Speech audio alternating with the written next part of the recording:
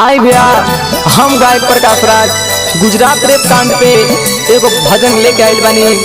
हमरा तना पूर्ण विश्वास बा कि रो सबके अच्छा लागे। देखी एगो खराब के चलते पूरा यूपी बिहार के लोग खराब ना होला, ई बात के बुझे चाहिए। अब बिहार यूपी के लोग केहू गलत नहीं खे, बशर्ते जे पापी बा जे गलती कैले बा ओके सजा मिले चाहिए। जय माँ। माई होता अत्याचार जवन कैलस बलात्कार,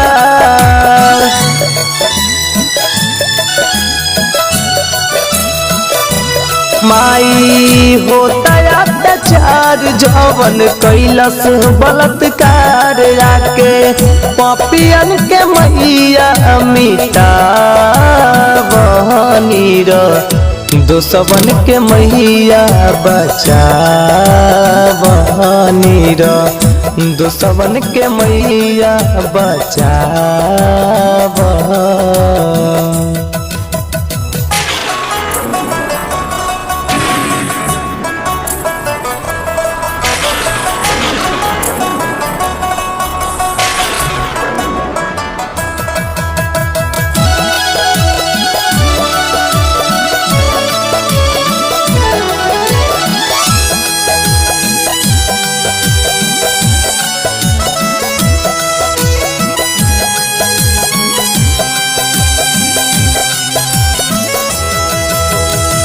कर जवन गलतियों के दीही माई साजा, आके निर्दोष के जान बचा जा।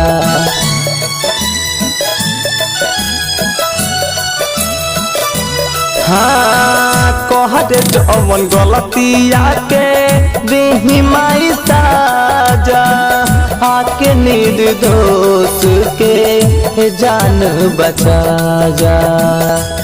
माई से रवा सवारी को के बहनी दोसवन के मैया बचा हमारा भाई लोग के मैया बचा।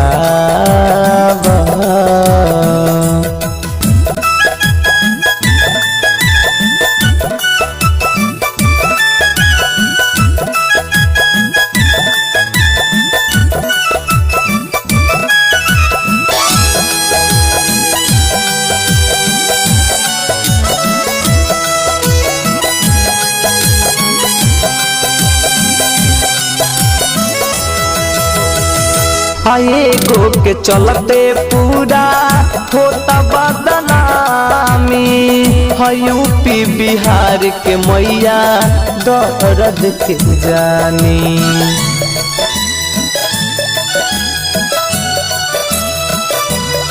अरे एगो के चलते पूरा होता बदनामी, यूपी बिहार के मैया दर्द के जानी। प्रकाश कहे माई इंसाफ दिला जाके पपियन के मैया मिटा दोसवन के मैया बचा।